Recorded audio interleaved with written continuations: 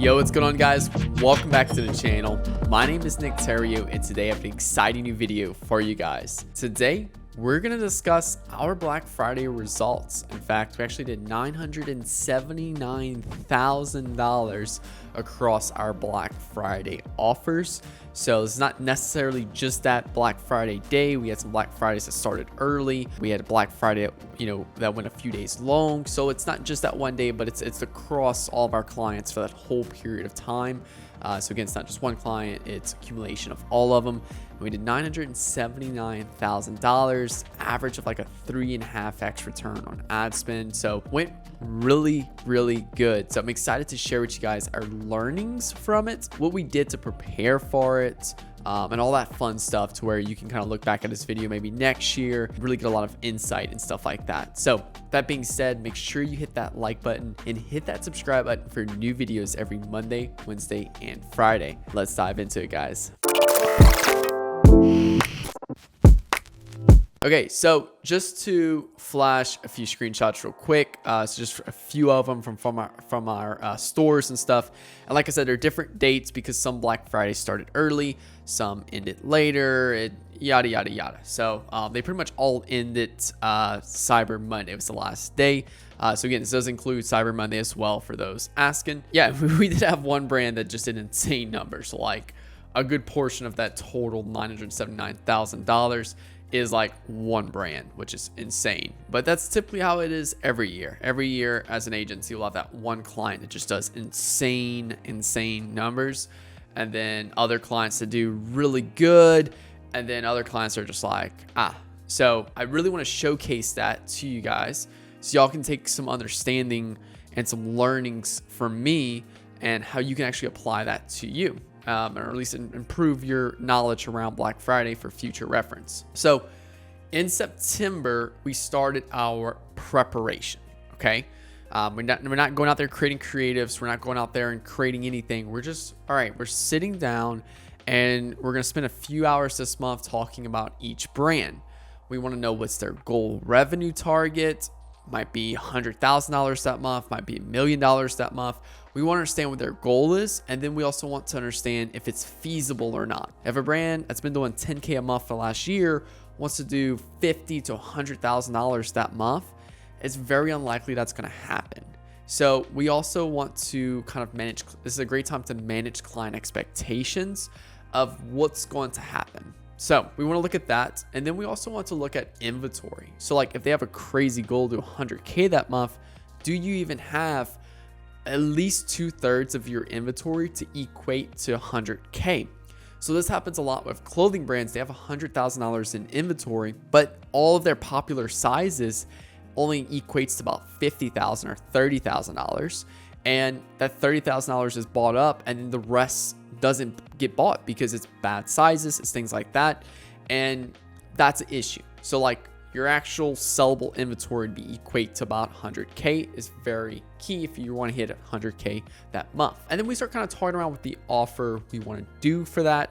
Is it 50% off, 30% off, yada. We also want to look at prior history of what offers have worked in the past. So if like we've never done more than a 20% off offer, then we might want to do 25% or 30% to really have that big like momentum and like really have something big, great, slam. Then we start looking at the content. So what type of content do we need to plan out? This is also going to kind of look at like the strategy. This is kind of in the wrong order, but we always do the strategy first. Of like, what do we want to do? 99% of the time, our strategy for Black Friday is VIP list building for 2 weeks, teasing and hype building throughout that period of time, Black Friday launch, then Cyber Monday refresh, and then sometimes an extended period of Cyber Monday. So we already know what strategy we want to do, but now what's the content do we need? Do we need the client to go sit in front of a camera and talk about all the amazing deals that's going on that Black Friday? Do we need videos of people unboxing popular products and reacting to it? Like we want to just start getting an understanding of all the different content we need, so that way we can have all that listed out for October, which we're going to get to in a second. And then we also want to look at backup plans. So let's say we're trying something for Black Friday. What is our backup plan if this does not work? That's a big key right there. Now, October. So we did the preparation in September. It's a lot of just jotting down notes, like outlining stuff, timeline building, all that fun stuff. Now, October is actually the time we start building the creatives, building the emails out, building the landing pages if there's any landing pages. If we're going to do specific, use influencers, part of our strategy to drive traffic, we need to make sure that we're connected with those and we're starting to get products sent to them. The last thing you want to do is try to send a product to an influencer a week before Black Friday and they don't get it in time, and then you waste your money on the influencer and you wasted money on that product. So we want to start building and setting all of the bricks for our foundation. We put the plans for the house together the first month. Now this month we're actually going to start laying down that foundation. So if it's creatives, like go and build out all of the different creatives for Black Friday, Cyber Monday, go and build all the emails out, all the copywriting, all of that fun stuff we're going to do in October. Now November, we're actually going to execute. And November, if you follow this strategy precisely, November is actually not going to be that stressful. And let me explain why. So you did all the building in October, you did all the planning in September. Well, November, now you're executing. You're scheduling out all of the ads. You're scheduling out all of the emails in November. And you want to try to do this a few weeks before Black Friday. So as soon as you get it ready, schedule it out. That's the key right there. And in November, we're going to focus on two things. We want to scale up that VIP list generation. So we want to try to get as many people as possible to get on that VIP list before Black Friday launch. And then we want to scale the Black Friday, Cyber Monday ads. Once they launch, we want to try to spend as much as humanly possible. So you're going to be doing a lot more managing spend and spending as much as you can profitably in November if you have all of your assets built out on time. Now, let's say, for example, you're starting to scale that VIP list ad and nothing works in terms of the creative and what we're trying to promote, then that's a big problem. And we have to go back to the drawing board, come up with new creatives, new strategy, everything like that in November. So it can become stressful if things doesn't go to plan. So you definitely need that backup plan somewhere in there. If this doesn't work, we'll do this. Now, December. So if you just simply go into December and don't think anything about it, big problem, it's kind of why I did this video as well, is you want to recap of what happened during November. Was performance good? Did we hit our targets? Did we have logistical issues? Did we have customer service issues? Our email marketer accidentally set an email template live on one of our accounts and it messed up 1,000 orders. No lie, big issue. So that's something right there that needs to be basically in the future, hey, doesn't happen again. So you need to look at those different problems right there, problems in the business. And you got to do that and be able to look back, figure out those problems and how can I prevent it from next year. And then also too, what went well? So we hit our revenue target. Everything went perfectly. So now we kind of know what works in terms of our offers for next year. We also know hey, the best sellers sold out perfectly. That basically means we need to spend more. If everything went perfectly and let's say, for example, you wanted a 5x ROAS and you got a 5x ROAS and it still stayed perfectly 5x as you were scaling, that basically means you just need to spend more. No lie, spend as hard as you can until you start to see performance drop, then start pulling back a little bit. So what can we take into next year to improve performance? It's really big right there. But yeah, so really recap. Now, going back and reflecting of what worked well for us, just so you can take some value from this video, hey, cool, great. We see your plan. We see how much you did, but what worked well? I stand by this every year. Build a VIP list out. It's very, very essential. And it's something that some clients are hesitant to do and some aren't. And it's also something that not every brand can do. I'm starting to really learn and understand what brands can do it and what brands can't. The biggest contributing factors is, do you have other products in your, do you have a reason for people to come back and purchase from you again? For one of our brands, we have this product that no one's going to purchase again. You're going to purchase it once and that's it. So building a VIP list of existing customers to send them back to the same product doesn't make sense. If you have really bad customer service and a bad customer experience, it's gonna be really hard for customers to come back to you. So we want people with really engaged lists, engaged customers that just frequently does product drops throughout the year. That all contributes to the overall success of that brand. And that makes that VIP list do so much better compared to then exact examples of bad stores and stuff. So, and we started 14 days out from our launch day. So if we started early, then it's 14 days from that early day. If we start it on Black Friday, it's 14 days from that Black Friday day. I definitely want to try about a 21-day period next year. So start even further, because our acquisition was spot on on day one. And usually we like a few days if it's starting to tier, like start expensive for a little bit because it's not relevant to people, and then start to get cheaper. So that way we can spend a lot more and have that time for everything to optimize a little bit better. A big thing we did this year that really was a stressor for a lot of our clients is that when performance started to dip a week before Black Friday, that happens every year, we encouraged them to keep spending, even though it was like a 1 extra S they're getting. And what that did is if we kept spending at a 1 extra S a week before, we kept building up those retargeting, those remarketing audiences, which gave us a lot more audiences to hit for Black Friday and allow us to spend more because we had such a big audience to hit. So that was really big right there, going up to the big event. Again, you have to understand your brand. Don't do anything crazy. Like, don't go out there and do that and like it doesn't work. You have to understand what brand works better for like spending a lot before at a very low ROAS. Launching Black Friday, Cyber Monday, we've seen a lot of brands launch on the 19th to the 20th, which is like Friday to Saturday before Black Friday. They did pretty good. I would never go further out than that. It's like pushing a dead horse. It's not fun. Engaged email lists and engaged existing customers. So as mentioned, you really want to make sure that you have some really good engaged email lists, engaged existing customers. You do product drops often. You have reason for people to keep coming back to you. Like you're building a really good brand versus you have a one product shop, drop shipping store, maybe your 3PL store, and people purchase your product once and never buy it again. Like that's a big problem right there. You're not going to want to really use the VIP list route or spending a ton before the big event to get people to come back in. So our simple offer stores did 10 times better than stores that did a complex offer. And I say simple offer as in 20% off, 30% off, 50% off. Just very clear and straightforward, clear messaging on what's getting discounted. So that was really big right there. Evergreen ads as well. Our evergreen top of funnel ads, I get a lot of questions about this. Our evergreen ads perform significantly better at top of funnel than our Black Friday top of funnel ads. But our middle of funnel and bottom of funnel, our retargeting ads, our Black Friday ads perform significantly better. So basically we had top of funnel as just standard evergreen, no change in creative or anything like that. We turned off our Black Friday because they were performing horribly.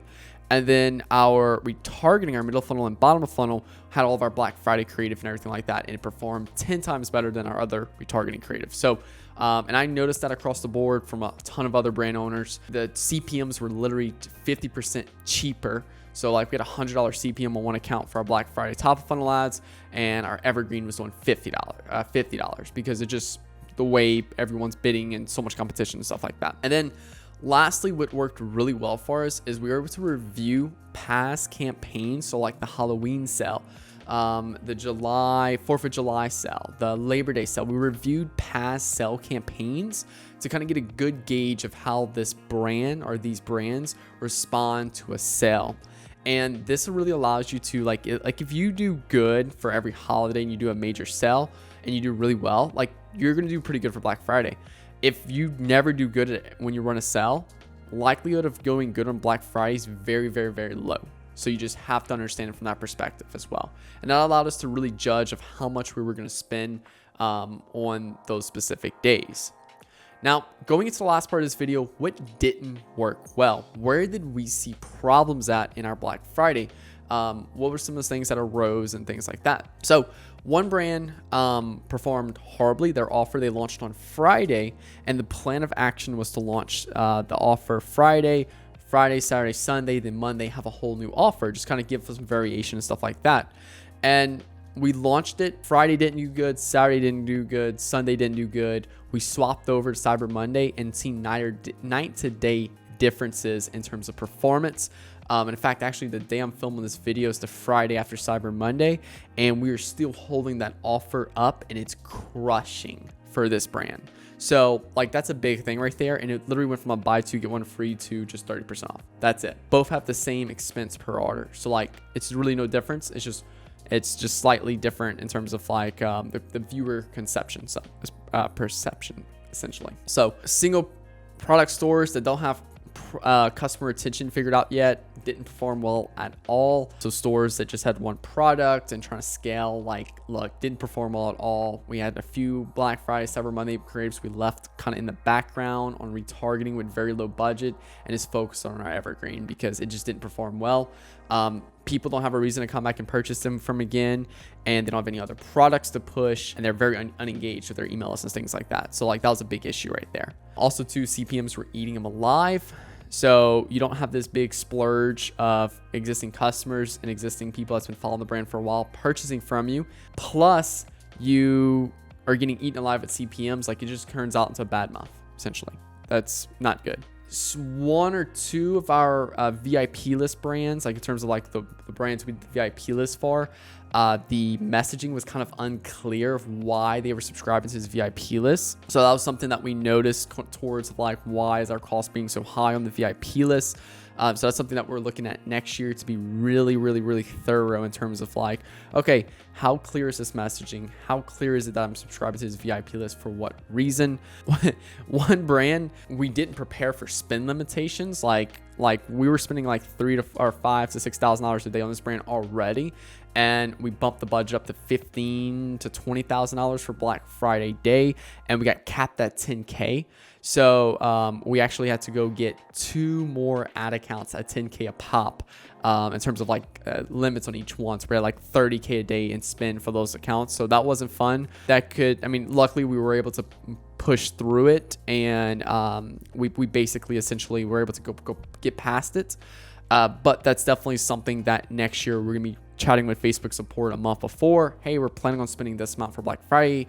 We know we have a limit of 10K a day right now. Like, how can we improve that? And we were actually chatting with Facebook like literally the Wednesday before Thanksgiving, and it wasn't getting anywhere. So we're gonna definitely look at that early. I encourage every brand that goes into Black Friday next year, message Facebook support and just ask for 2 to 3x your average daily spend. So if you're typically spending $500 a day, try to go for like $1,500 a day, because you never know if you have an offer that takes off. The worst thing ever is when you have an offer that just takes off, works super well, and then all of a sudden, oh, I can't spend more than $1,000 a day. And it's just like, oh, because you can scale it so hard, but you can't because of that particular limitation right there on that account. So not fun. And then the last thing that didn't really work well is we took on a few clients right at the beginning of November. So we had to like rush their Black Friday prep, and it didn't allow us to really kind of dig into the strategy and stuff like that. So next year, that's something that we're going to be kind of communicating and being a little more transparent with our clients on, more specifically in that scenario right there of, hey, look, we got a lot of work to do in a very short period of time. Like, we need both team, your side and my side, so we can prep this. It's not just us can prep everything. So, but yeah, so that's exactly how we did $979,000 for Black Friday, Cyber Monday. Again, that's across all of the different brands. And it's also to like, we had one brand that our earliest brand started on the 19th, which is Friday, and they all ended on the 29th. So within that 10-day period of time, all this was done. This wasn't just Friday itself. Total revenue, 979. We had an average ROAS of 3.5x. And then our average break-even ROAS, because that's very important to understand, was 2x right there. So yeah, brands did very good with profit. A lot of new customers acquired, and it really good. So really great across the board. Very, very, very exciting month. Yeah. Sorry for no videos last week. As you can tell right now, I'm still worn out from just the past 2 weeks have just been insane. So I want to thank you guys so much for watching this video. I hope I was able to shed some light on Black Friday, the good and the bad. I've seen a lot of screenshots on Twitter, Facebook, and stuff like that, but also too, didn't see many people talking about their defeats. I think there's a lot of people, just as many people profited, just as many people lost money for Black Friday, just as many people had some crazy problems with their business and stuff like that. I kind of just want to be transparent and just kind of educate everyone of like, hey, this is what we did. How did you guys do? I'm very curious. Drop a comment below. What did you do for Black Friday? How well did it work? Did you try our VIP list strategy? Did it work well for you? Like what happened in that case right there?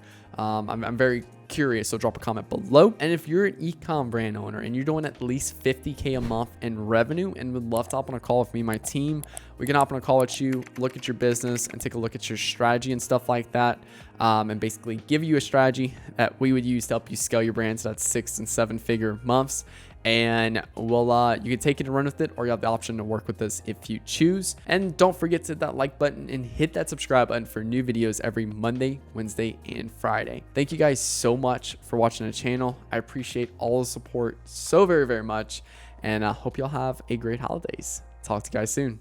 Bye.